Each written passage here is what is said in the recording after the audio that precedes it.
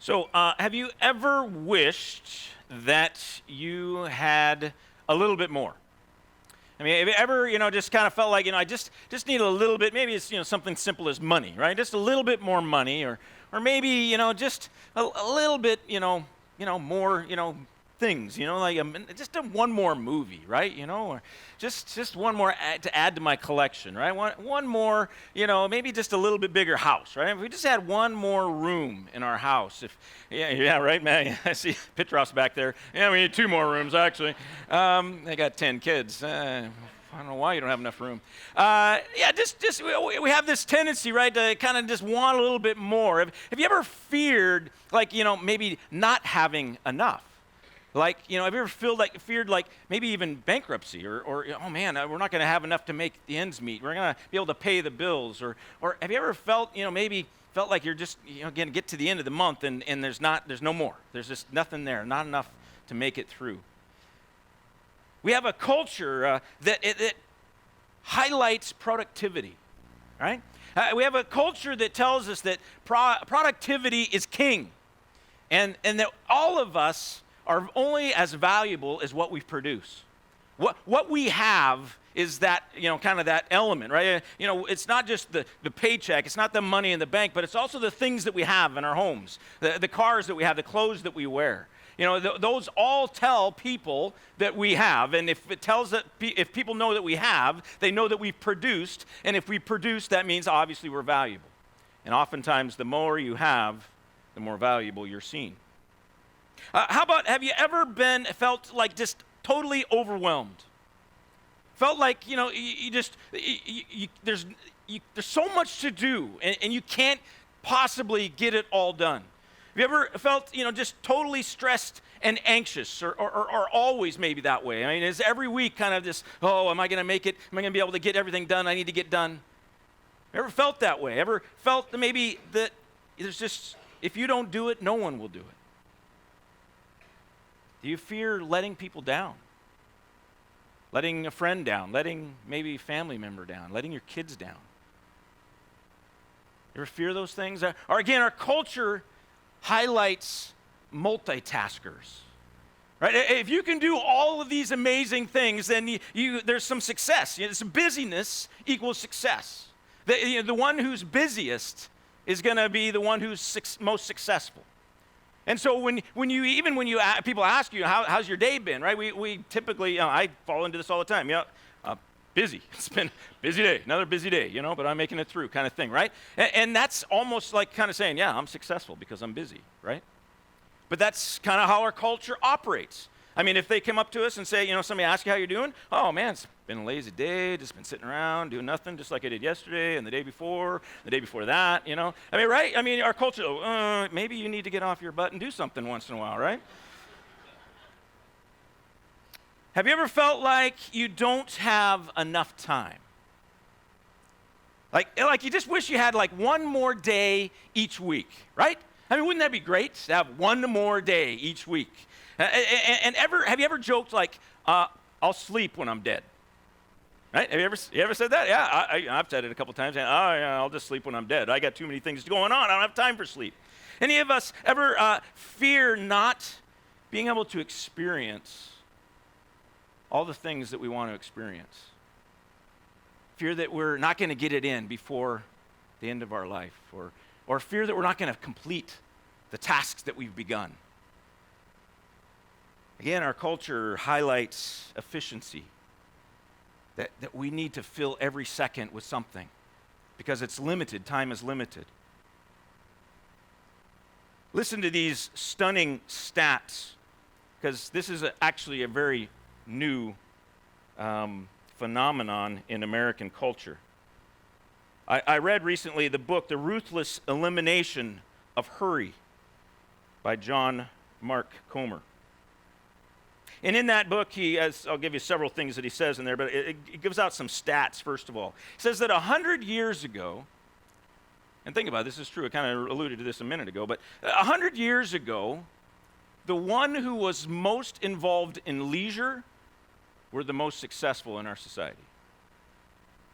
The ones that spent their time sitting around, not doing anything, That was a sign of successful. But now, obviously, it's totally opposite that. Again, it's the busy that are seen as successful. The ones that have the most seem to be the ones who are the busiest and working the hardest and working 80, 90, 100 hours, whatever a week, right? Today, we are working 4 more weeks per year than 50 years ago. 4 more weeks for the year. Before the light, now this will blow you away. When I read this, I was like, no way. I told my wife, and she's like, see, honey, this is the way we're made. Anyway, I'll tell you what I mean by that now. Here.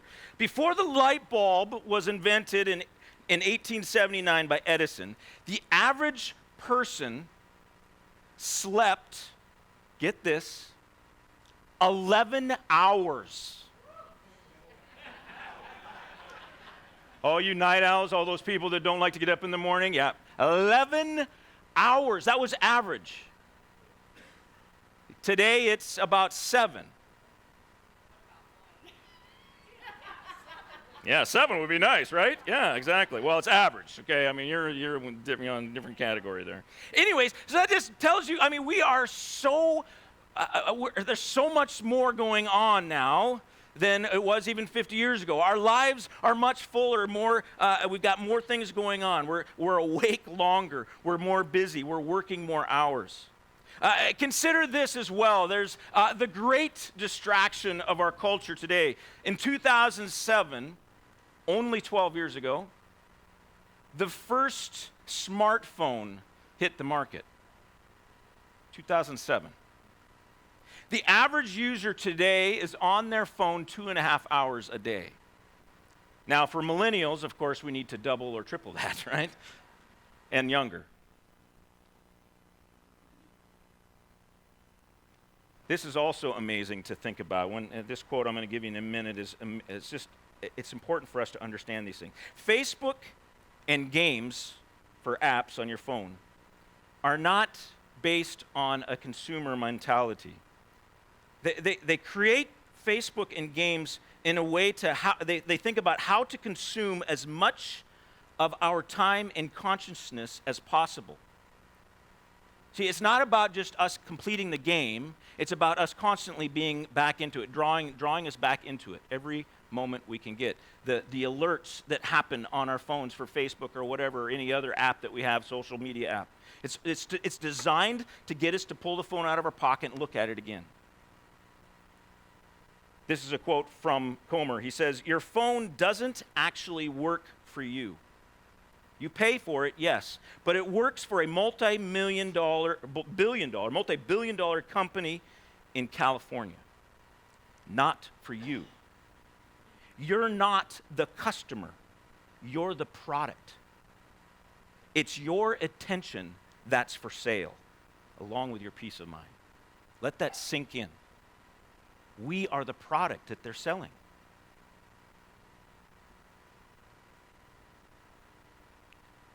The amazing thing about, and the reason I add technology into this busy schedule that we all have, is because technology has always been, kind of the idea, make us more efficient so that we have more leisure time. But that's not happened. It's actually made us busier. But then even this, when we do have leisure time, it's a huge distraction. We go immediately to our phones. And it just distracts us with things that are pointless. And the reality is this: we are so busy in our lives that when we do get a break, the first thing that we don't have any time. We don't have any more mind power to be able to focus on anything else. And so we do get a break, and what do we want to do? We want to sit down, we just grab our phone and do something mindless and look through our feed, or we'll play a game, or we watch the TV, or whatever. Technology is just a great distraction from life and a time waster. Now, this has been rapidly developing over the last 50 years, as we see with these stats. But the title of the message this morning is Forgotten Sunday. And it's kind of a play in a sense, because this Sunday between Christmas and New Year's is often kind of a forgotten Sunday. It's the Sunday that, all the lead pastors leave town. and all the associate pastors have to preach. And that's just what it is. It's the Sunday that, kind of all the church staff kind of goes, oh, we can kind of take it easy on this Sunday, and it usually, attendance is down quite a bit because, people are in families or out of town or whatever it may be. And so it's kind of this forgotten Sunday.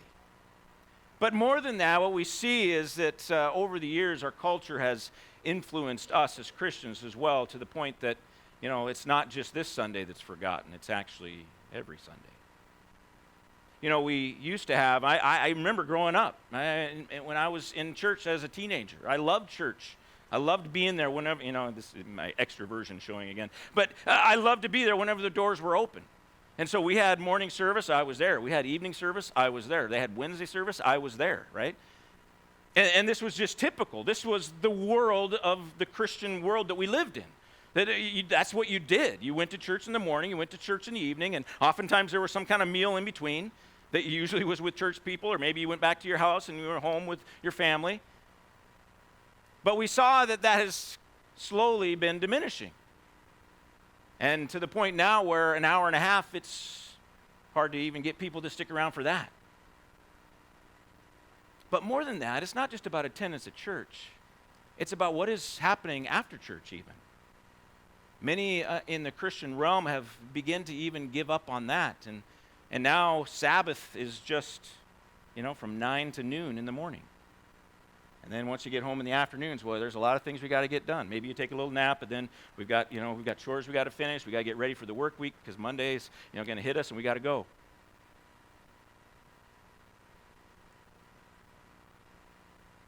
We have too often bought into this value-based in productivity mindset of our culture that pushes us to go, go, go, go, go. If you answered any of the questions earlier about, being too busy or just wanting a little bit more or being afraid of, being seen as lazy, you've bought into it. It's influencing you. What we need to recognize is that God has given us a beautiful thing, and it's called Sabbath.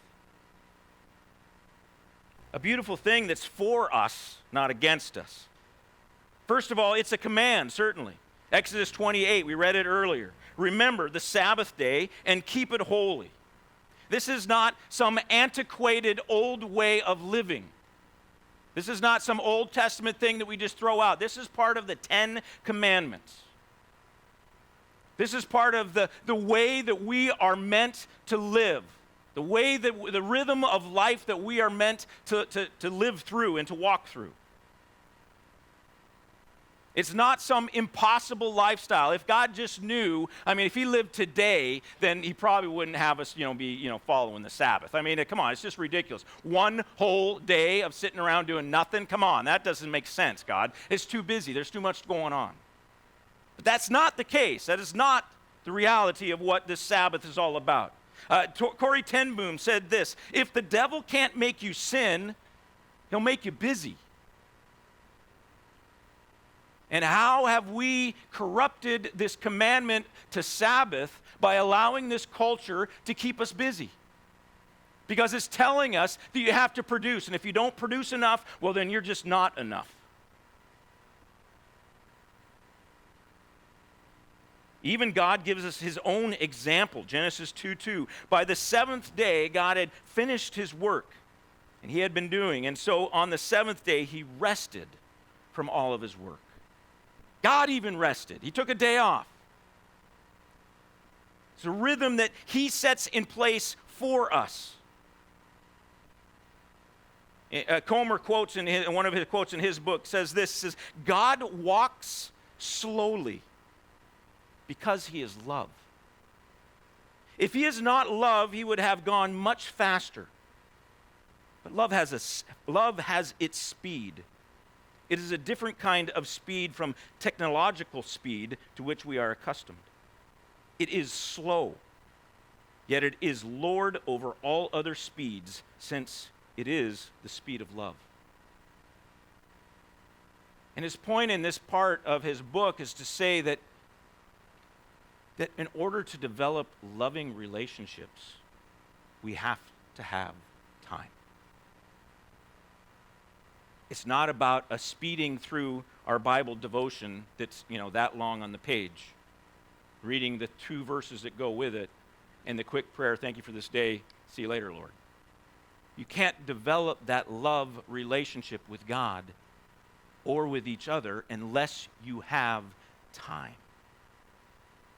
Sabbath is about that love relationship with God and with each other. We have to move slower. We can't let this world's pressure to be in a hurry cause us to race past the things that truly are valuable, that God says are valuable. He even tells us that Scripture even tells us that all creation is meant to Sabbath. Leviticus 25:4.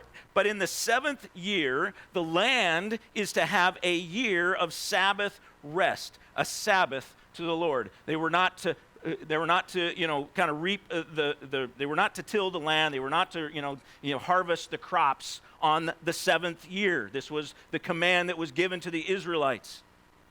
They were supposed to let the land have a Sabbath for a year. And obviously farming, today knows why you do that, to kind of gets the nutrients back into the ground and so that the fruit will continue to produce for years to come. But if you don't ever let it rest, then there's no nutrients ever replenished, and so then you have a problem. But also, this is the design of God's creation, that even the creation should rest.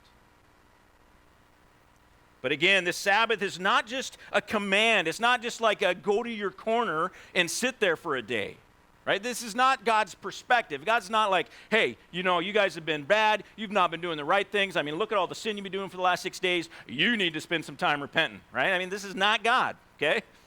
Sabbath is for us. It's a blessing. It's not a punishment. Mark 2:27. The Sabbath was made for man, not man for the Sabbath. In other words, this is not something that's meant to be done legalistically in a sense of, if you miss the Sabbath, you're going to hell. But it's meant to be as a joy for us. It's like these things that our parents, or maybe we as parents, have told our kids to do, like brushing their teeth, right? I mean, when they're little, oftentimes like, I hate brush. Did you brush your teeth? No. Let me smell your breath. Did you actually smell your? Because they don't really brush your teeth, right? And but it's not like that. Well, it is like that. Because God is telling us to do these things, and even though maybe it's hard for us to do it, there are huge benefits for us when we do it.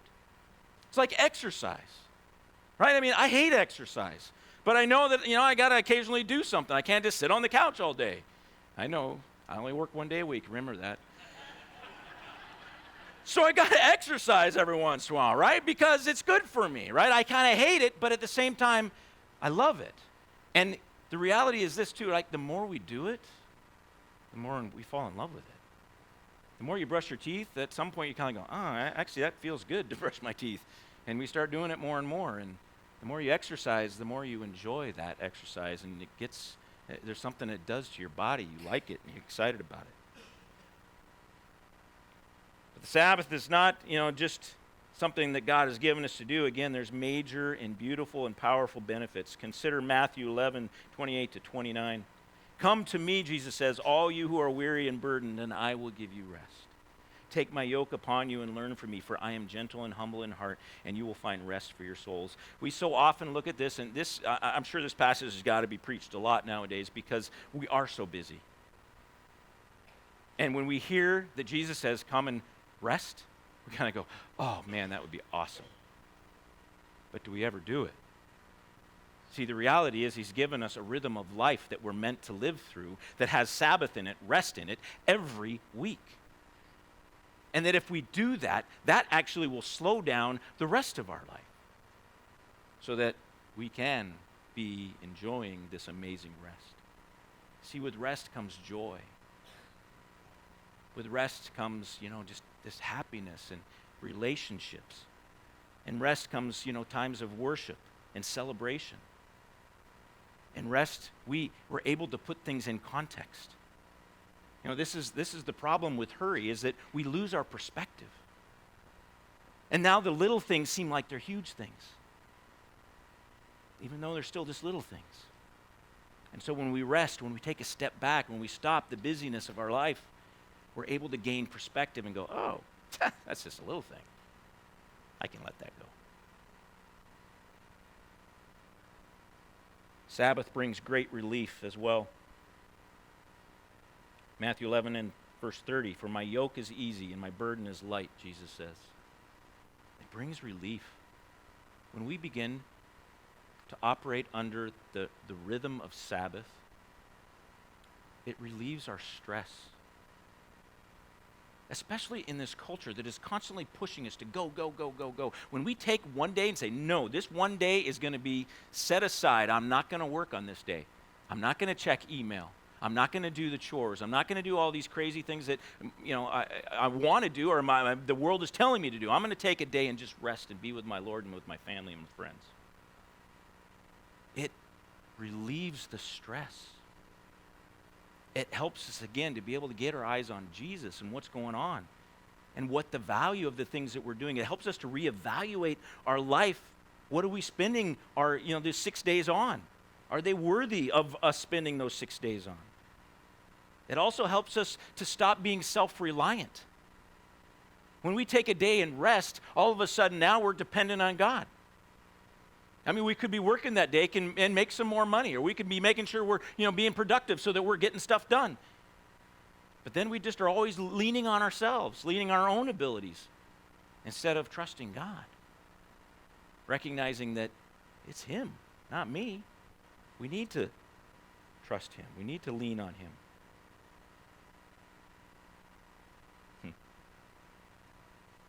So I want to be clear, this is not a message that's meant to be a hammer. It's meant to be an invitation. That God is inviting us. He's blessed us with this Sabbath command. Of all of the commands, maybe that's not a right way to say it, but the commands are all meant for our goodness. They're all meant to develop those relationships with each other and with God. There's a reason this one is in between we got 10 commandments, right? Okay, the first 4 often are seen as towards God, and the Sabbath is the 4th one. But the 5th one then turns and starts looking at our relationships with each other. Well, the 4th is kind of both.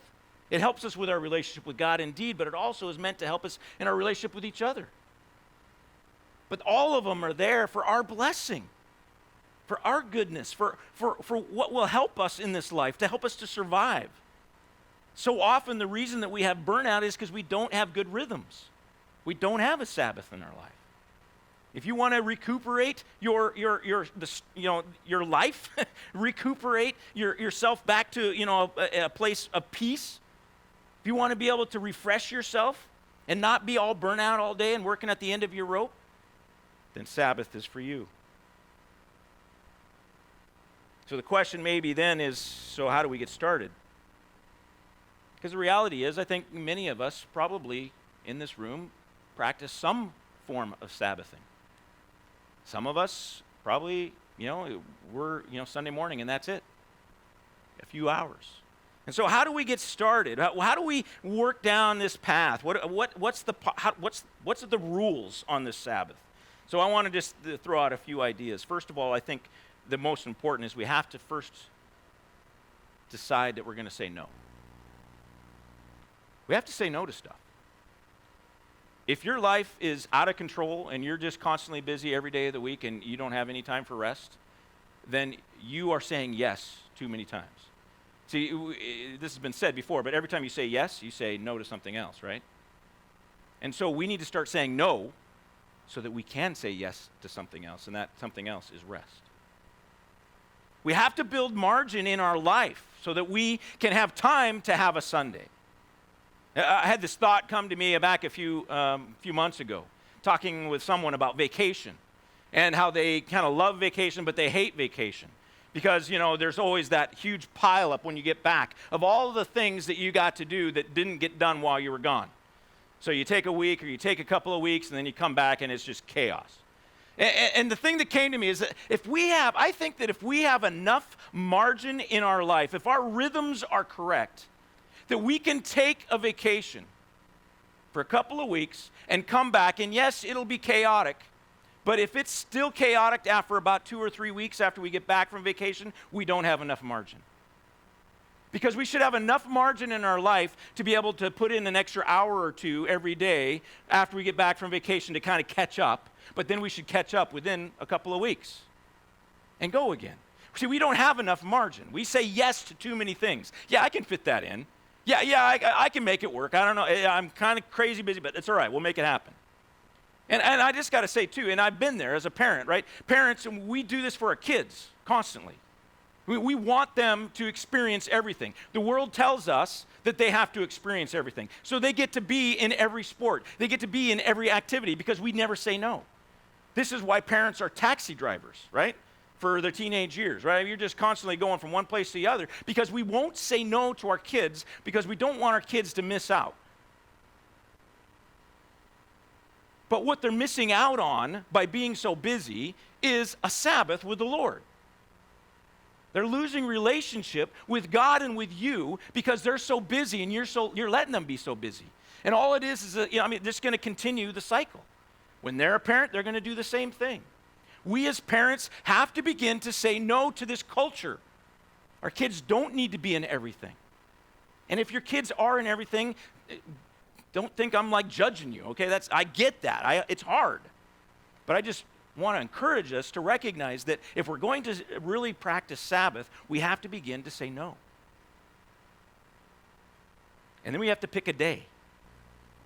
Now, everybody's like, well, it should be Sunday or Saturday at least, right? Well, yeah, most people it would be Saturday or Sunday, but not necessarily for everyone. I don't Sabbath on Sunday. Surprising? I don't know. Maybe that is or not. It's kind of a work day for me, kind of a big day. I don't know. So I don't Sabbath on Sunday. But Monday I do. That's my Sabbath day. I don't do anything on Monday. That's my down. I mean, I spend a lot of time on the couch, and my eyes kind of open and close every once in a while, and those kind of things, right? And doing whatever the Lord leads me into in those days. But we need to pick a day, and it needs to be a 24-hour period of time. So it doesn't. If you can't do a full day on a Saturday, start on Friday night at 6 p.m. or 7 p.m. or whatever, and go till the next day at 7 p.m. or whatever, right? But 24-hour period of time. This is what we're striving for, right? And if you can't get a full 24-hour in, then start with 12 hours and keep working your way up.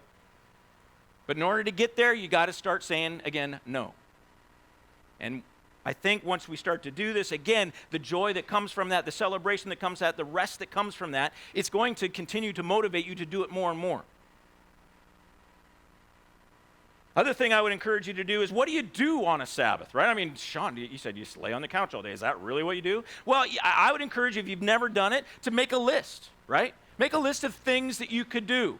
Activities that you could do with your family if you have kids. Okay, what are we going to do with the kids? How maybe games that we'll play, activities that we'll do. Maybe nap is part of that. But make a list, of time for worship, of time of reading the Bible and prayer, time for fellowship and taking a nap, whatever it may be. But make a list, but don't feel like it's a dictation, right? Or a command. You've got to do everything on that list, right?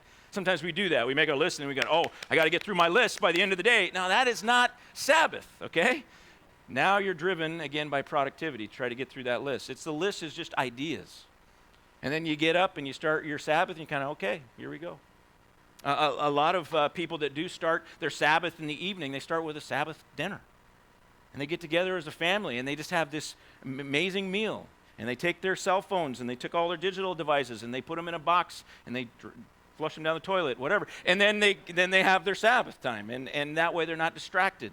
That way they can focus on what they're doing and just enjoy each other's company and time with the Lord. Also, with Sabbath, you have to cut stuff out. You can't work, right? I mean, that's the whole point of Sabbath.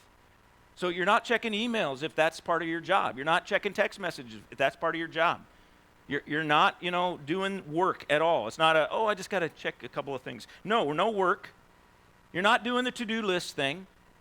See, this is where we really lose it, I think, because we have a culture where we work 5 days and then we have the weekends off. So Sunday becomes, or Sabbath day becomes, a day to do all the chores around the house. So we got to clean, we got to vacuum, we got to wash the windows, we got to mow the lawn, we got to, whatever it may be. Sabbath is not for those things. Now, let me give a caveat here a little bit. I mean, if you love to garden, like my mom, she loves gardening, right? I mean, that just brings her joy. Right? Well, so that's not a chore, right? So that's something that she could potentially do, and it's not on a Sabbath, and it's not going to be something that's like the to-do list. right? But we need to really be discerning about that. If it's just a to-do list, if it's just an errand, right, that we're running in order to get our list done so that tomorrow is easier, okay, that's not Sabbath, right? We need to cut some stuff of this, cut these things out. Basically, we need to cut out production. Anything that you're doing that produces, right? I mean, you're trying to produce something for the world. Production, cut it out. Urgency, cut it out. Hurry, cut it out. Don't have those things in your life on Sabbath. Allow it to be just kind of a lazy day together, where you just kind of go with whatever happens, right? You know, and, hey, we should play a game. All right, let's do it. You know, hey, we should go for a walk. Yeah, that sounds good. Let's go for a walk. So you have some ideas, but then you just kind of allow the Lord to lead you in that and see what happens. Hey, we should spend some time reading Scripture. Yeah, let's do it. Hey, we should spend some time worshiping. Let's put on some worship music. And my voice isn't very good, so I'll let somebody else sing, but I'll hum along. And finally, it's about enjoying Jesus. It's about enjoying our time with Him. It's about getting in touch with Jesus. I wonder sometimes how many of us really like Jesus. And maybe you've asked yourself that question. Maybe you've even struggled with that question. Do I really love Jesus? Do I really want to spend time with Him? And I don't want to fill this room with guilt for those that maybe don't practice Sabbath like I'm describing. That's not the point. The point is that if you ever wondered if you love Jesus, then you have to spend time with Him, and then you'll find out. See, so often, again, we try to do these quick devotions in the morning, which are great and important for our week, maybe to start each day off right. But if that's all we're doing, if we're not spending a day in the presence of God, spending time just hanging out with Him, then we can't really develop that love relationship. If you want to develop your love with Jesus, then you need to spend time with Him. Now, He's with us everywhere we go. He's always there. And we can praise the Lord for that. In 6 days, that's how we operate. We're busy. We've got a lot of stuff to do, a lot of work to do, and we're doing arrow prayers throughout the day. We're starting our day with maybe a short period of time of reading His Word and getting in touch with Him and having some time to prayer with Him and conversation. But then we're going to take one day where we're going to stop. Okay, this is God's day now. This is the day to spend time with my family, with friends, and with Jesus.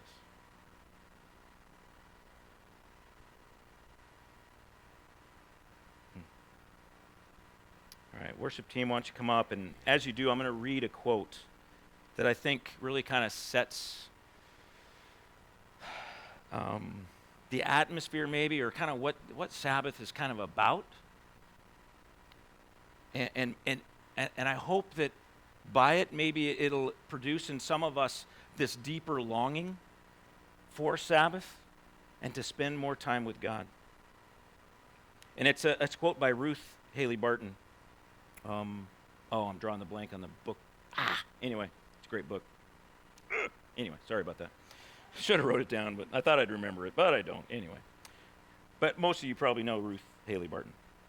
But this is a quote by her talking about her struggle. And understand, Ruth Haley Barton, this is a book about disciplines is what the book is about, spiritual disciplines. But she is type A, like go, go, go personality.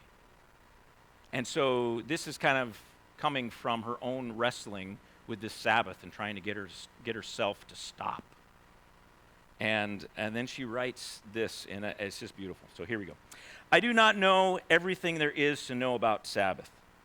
In this discipline, as much as any other, I am a beginner. What I do know is there have to be times in your life when you move slow. Times when you walk rather than run, allowing your body to settle into each step. Times when you sit and gaze admiringly at loved ones, rather than racing through an agenda. Times when you receive food and drink with gratitude and humility, rather than gulping it down on your way to something more important. Times when hugs linger and kisses are real. There have to be times when you read for the sheer pleasure of it, marveling at the beauty of words and the writer's endless creativity in putting them together. There have to be times when you sink into the comforts of home and become human again, rather than using home as a hotel or a fast food restaurant. Times when you light a candle and find the place inside you that loves, and then pray out of that place. There have to be times when you let yourself feel what you feel, when you let tears come rather than blinking them back because you don't have time to cry. There have to be times to be the creature, softer, more vulnerable, and more human, rather than always being tough, defended, and in control. There have to be times to sit with your gratitude from the good gifts in your life that get forgotten in the rush, to celebrate and play and roll down hills and splash in water and spread paint on paper or walls or each other. There have to be times to sit and wait for the fullness of God that replenishes body, mind, and soul, if you can even stand to be so full. There has to be a time for the fullness of time, where time is meaningless. Amen?